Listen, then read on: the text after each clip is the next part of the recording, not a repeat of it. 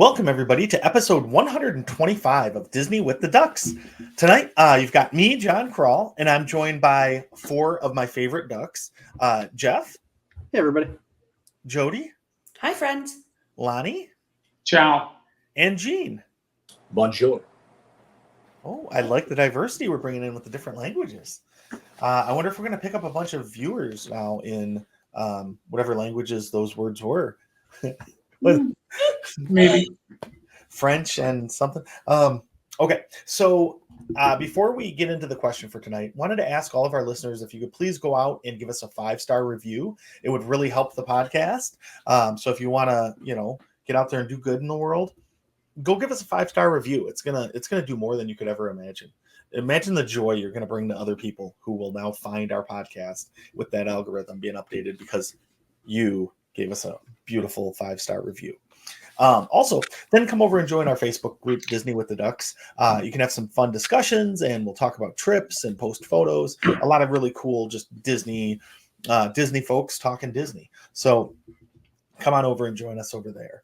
All right, so tonight, like we do every week, we're going to ask a question to get to know each other a little better. And tonight's question is, what is a Disney restaurant that everyone talks about all the time? Great reviews, everyone raves about it, but you've never been to and you really want to try it? Jeff, is there one that you have? I'm going to go with Narcoossee's. I've never been there. I haven't done a whole lot of the signature restaurants. We've done some of them, but I've heard nothing but good things from Narcoossee's, and I want to do it at night to watch fireworks from there as well. So I think that's the one I'd like to try next. That's a really good one. That was one that would have been on my short list because I've never been there either, and I really want to try it. Huh, nice. All right, Jody, what about you? We know Jody's going to V&A. Come on. Has she not been there? I've not been to V&A. That is not my answer. You've never been to Vicky and Al's, and you call yourself a foodie? I know, sorry.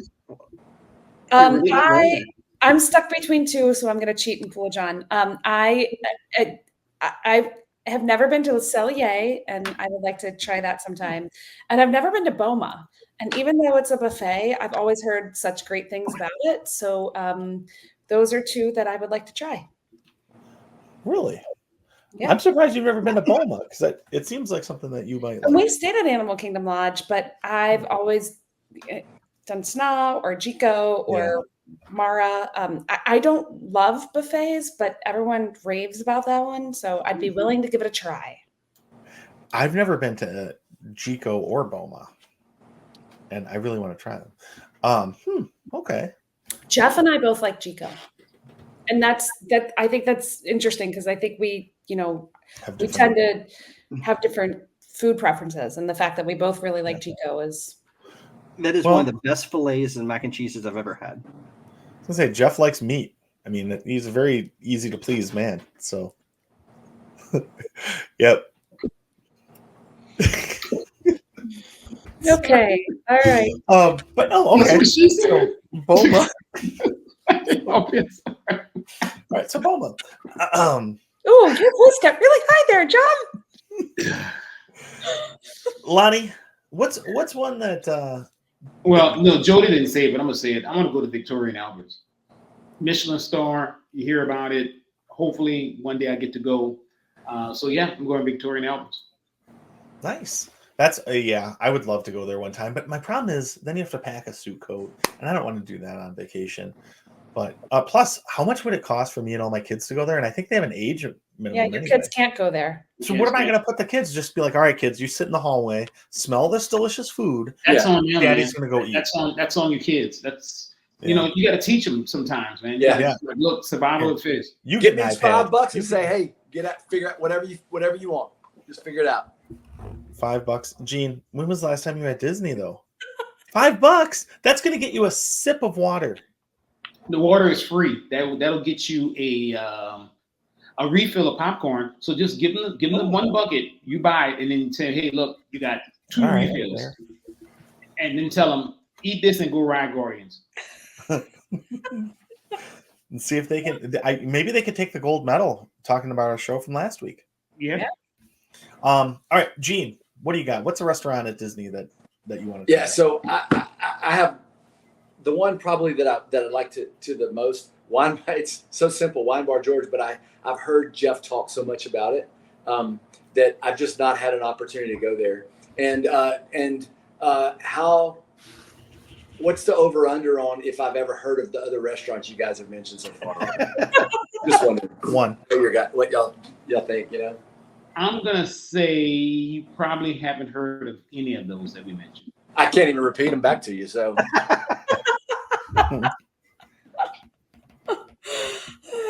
Gene's a simple man. Fish and chips, and we're good to go. He is the Disney expert. I mean, we all know that. So funny enough, though, my wife thinks that I'm a little extra about food, but I just don't have the experience at Disney that you guys have. I haven't been there as many times and had the opportunities.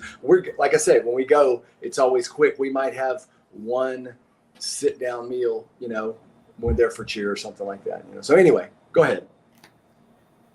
Well, which one? Is there one though? Like one restaurant that you really want to try? I did. I said it. Wine Bar George. You did? Oh, you said it at the beginning. Okay. Yeah. I'm sorry. But I got lost. I have another one though. There's some Tusker meandering. House too. I'd like to try that. Ooh, that's a really good one. So yeah, because I hear y'all talk about it. You know? yeah, and it's a buffet. Like Jody, you're not a big fan of buffets, but that one to me is cool because you have so many different flavors and stuff you can try. It's fun, and you get Mickey and Minnie and all them in their safari gear, which is awesome. Yes.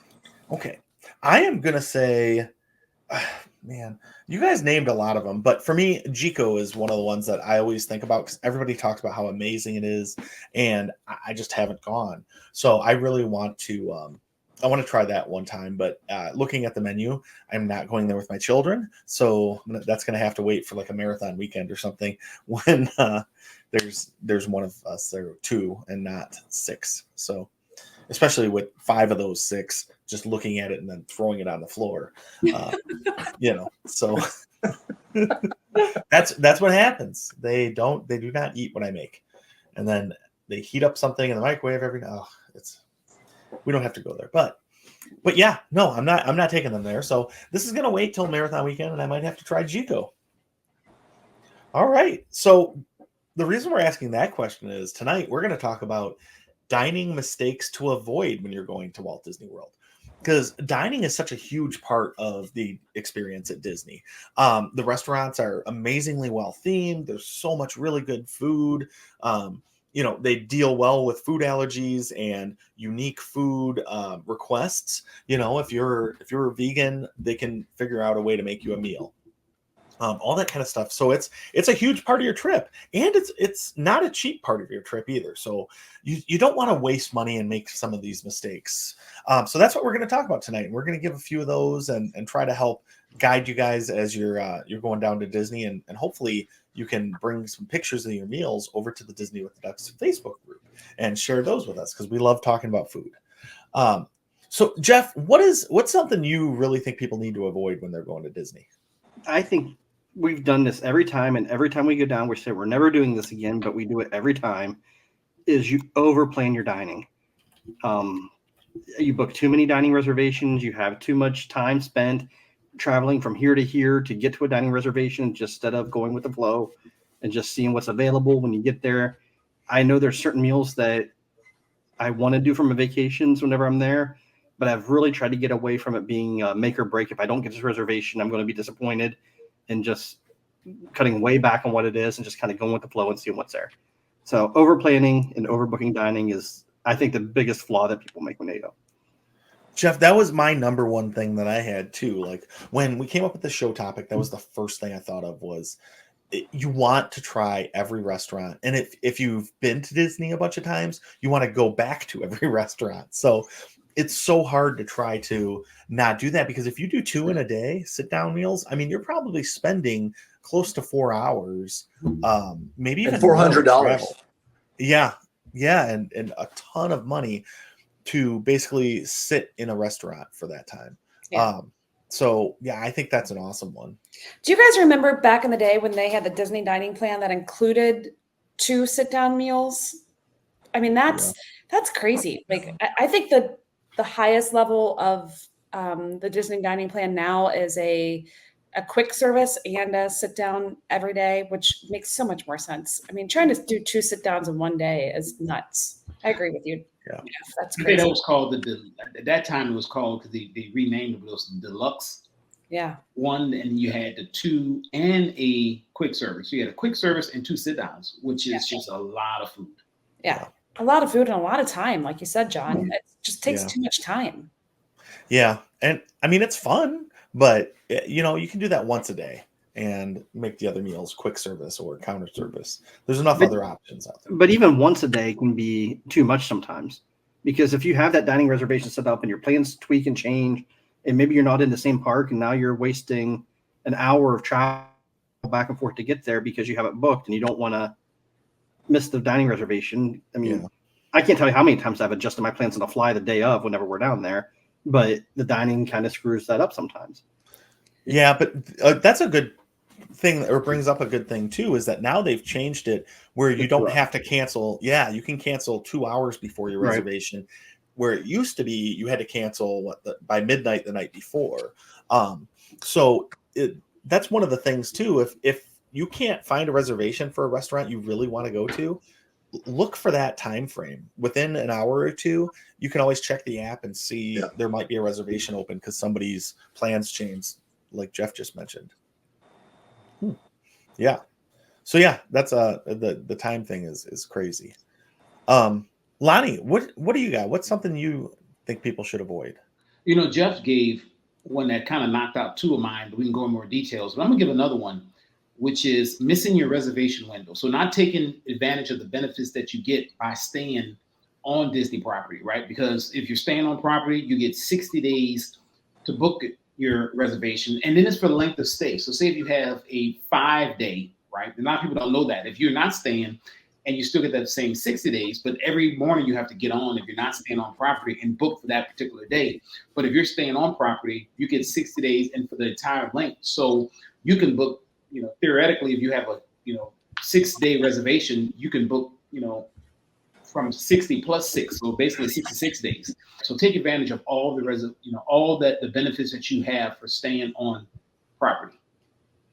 And Lonnie, that's the way you laid that out with the 66 days. If there's a restaurant you really want, you probably want to try towards the end of your reservation, because there's just less people that have that window open at that time. So yeah, so that's a really good tip, because a lot of those reservations go shockingly fast for some of the more popular restaurants, especially. Yeah, we call that Order 66. Execute Order 66. Gene, what do you got?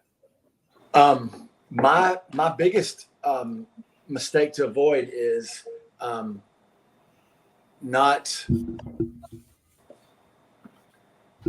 do it yourself. Let somebody like Lonnie or Jody make the reservations for you. That makes sense. Actually, Jeff carried us marathon weekend 2 years ago. And invite yourself to other people's meals.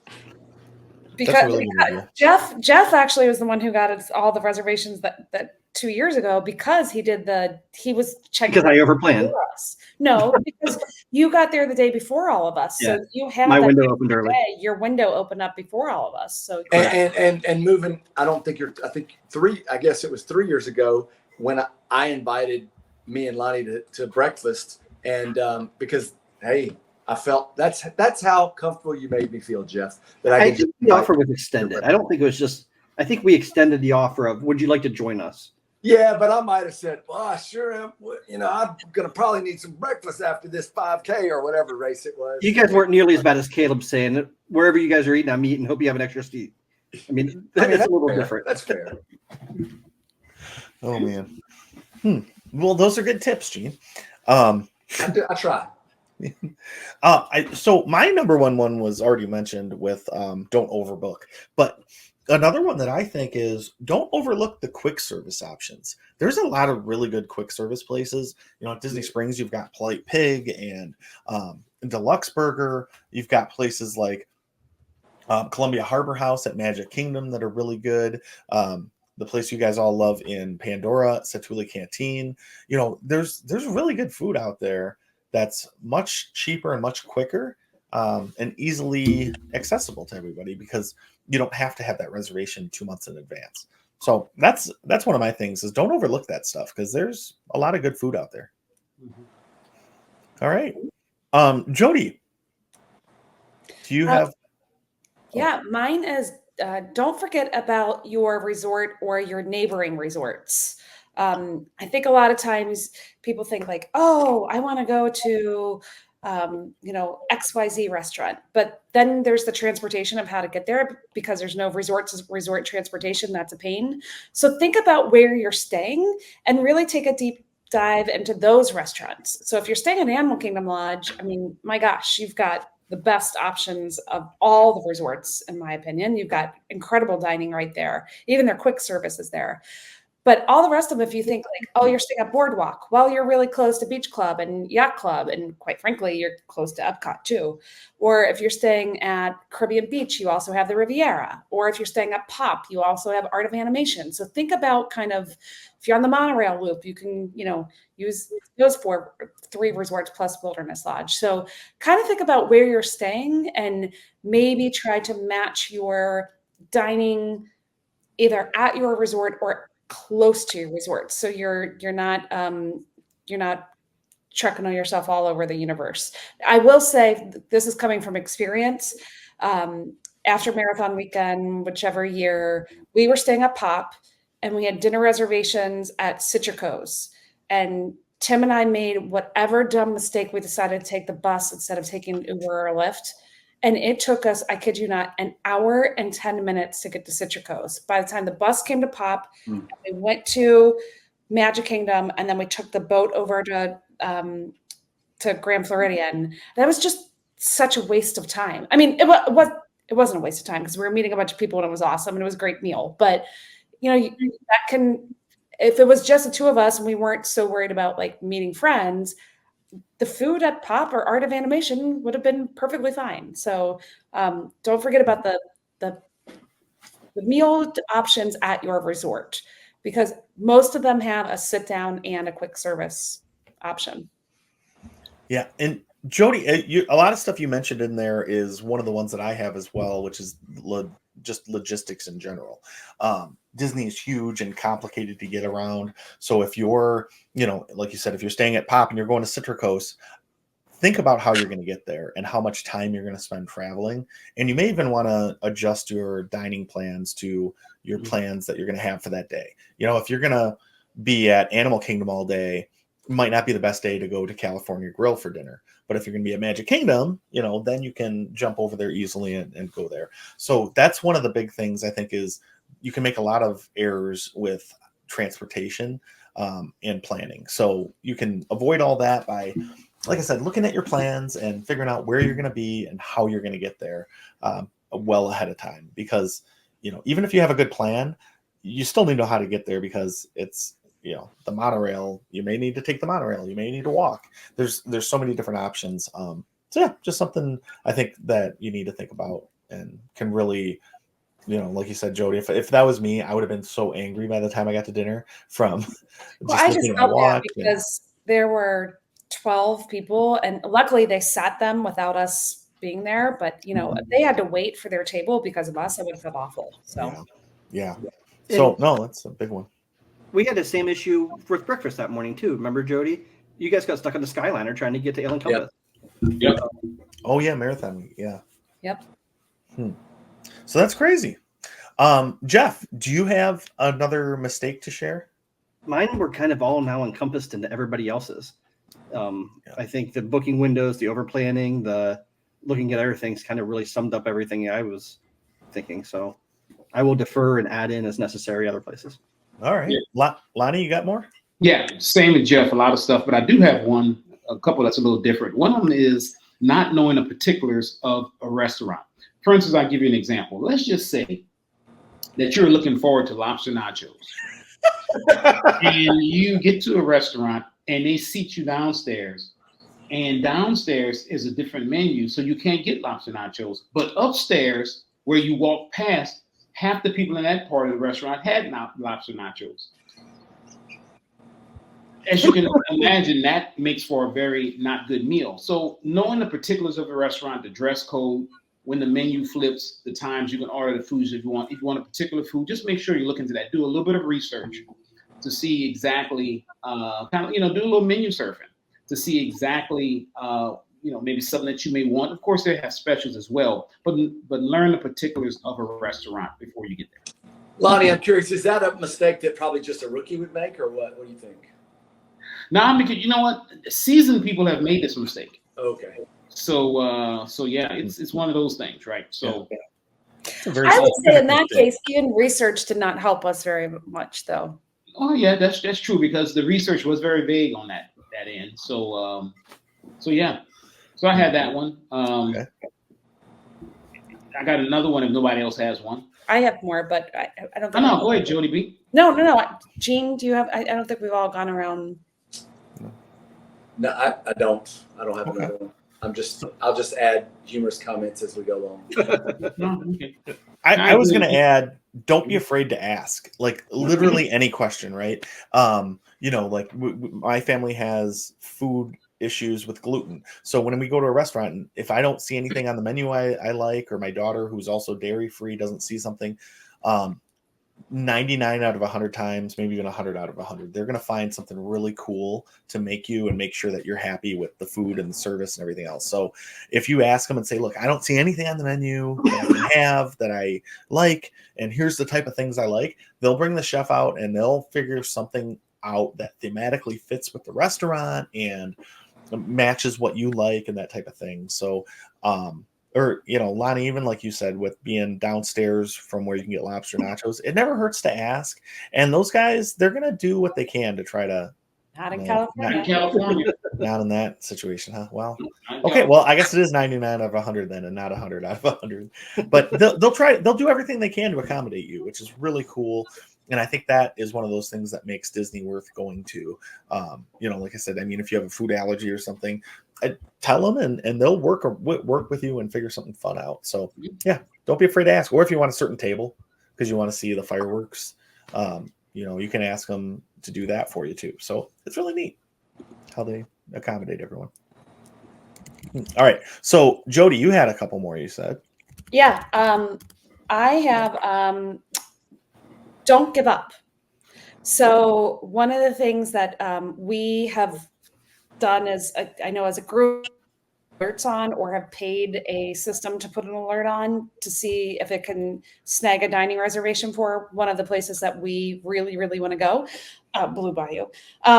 So I would just say don't give up. People are changing reservations all the time and making changes to their plans. Yeah. A lot of times everyone's like, well, as Jeff said, oh, I think I wanted to do that, but then, gosh, I'm really not in the mood to go get dressed up. Or I was at the park all day. I'm exhausted. I'm not in the mood for, looking nice and putting on a dress and putting on makeup. I just want to relax. So I'd say don't give up. Keep looking at the app.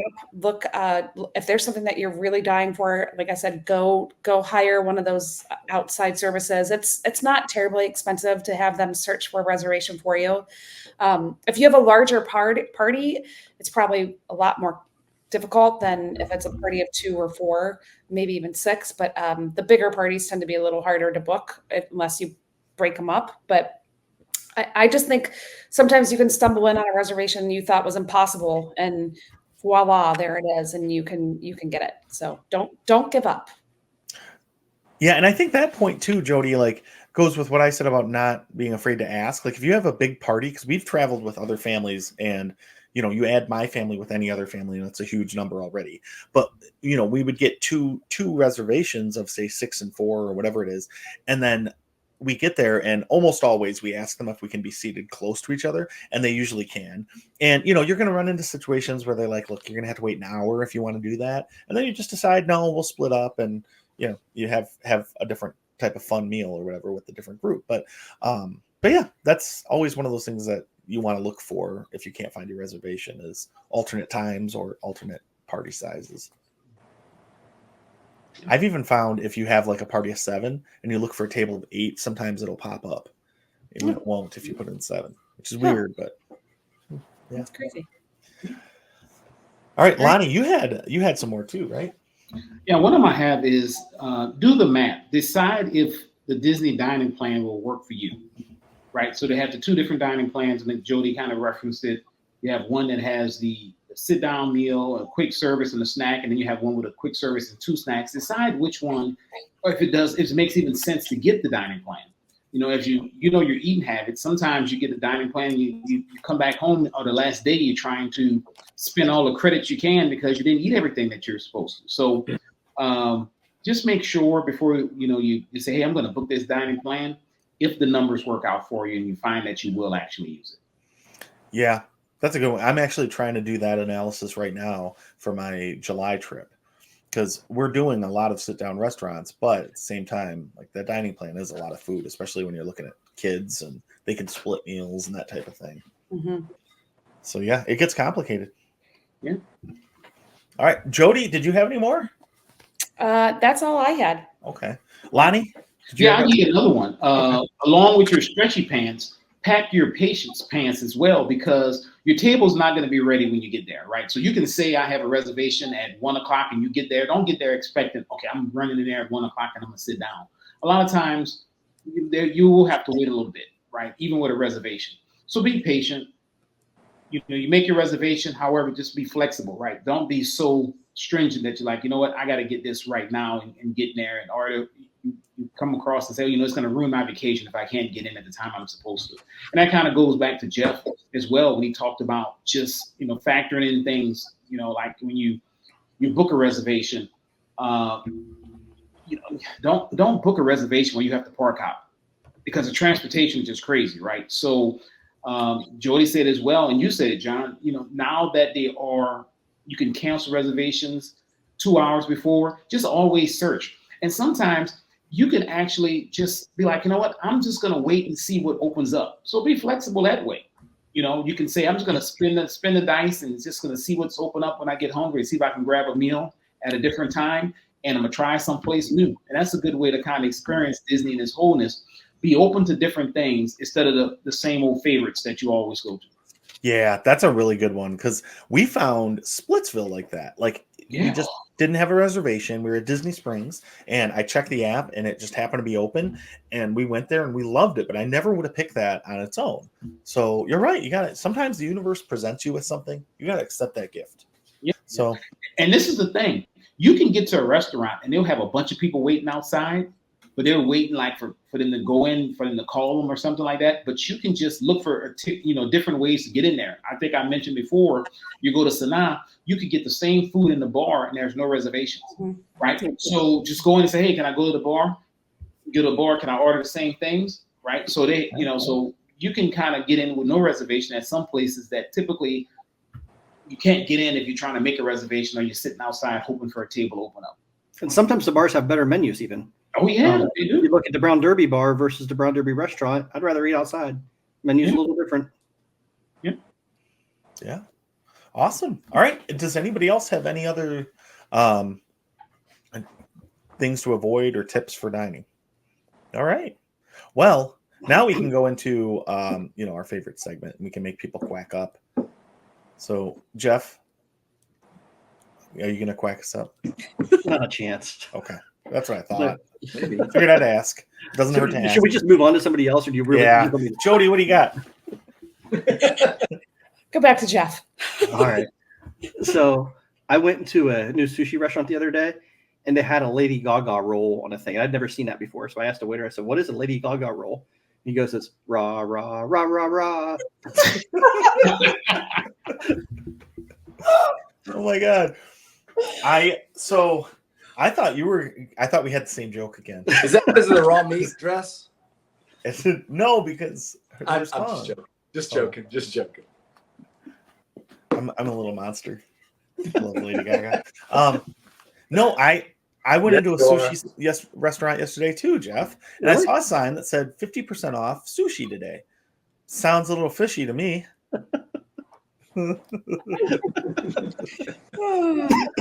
Oh man, nice. All right, Jody, what do you got?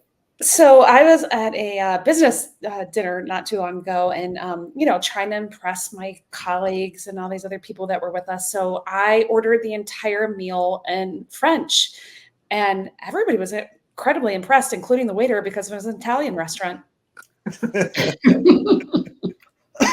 Oh, hamburger. Oh, what the balls? Whoa. What's my new word, Lonnie? I'm not talking to you, Jeff.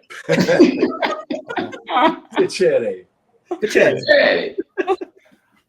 All right, Lonnie, can you quack us up? Yeah, man, I probably can't. But what kind of nut always seems to have a cold? I don't know. A cashew. Nice. Oh my. Gene, what's going on? Hey, you know, speaking of dining, my son, I don't even, he just graduated and he's got an instrumentation, deals with electrical stuff. He started this terrible habit of chewing electrical cords. It's terrible. I mean, I've got to put my foot down. I got to be a good dad. He's grounded until he conducts himself. Oh my. Oh boy. Well, there's probably a lot of liability there. Gene, do you think you have anything that can take care of that for us? Let's see. Listening to Disney with the Ducks may result in extreme hunger, sudden cravings for Mickey-shaped food, and an overwhelming desire to book your next Disney dining experience. Side effects may include obsessively checking dining reservation availability, dreaming about Dole Whip, and planning your meals months in advance. For best results, we recommend either having someone else make all of your dining reservations or shamelessly inviting yourself to dine with someone who already has reservations. Be aware that excessive discussion of Disney dining tips and tricks may lead to unsolicited advice giving and attempts to outdo friends and family in securing the best dining spots. Disney with the Ducks cannot be held responsible for any weight gain, food comas, or dining related disputes that may arise. Listener discretion is advised, particularly if you are prone to food envy or have a tendency to overindulge. Enjoy your meals, and may the reservations be ever in your favor. I think that covers us. All right. Quackarini, everybody. Thanks, everybody. Ciao. Later. Bye, friends.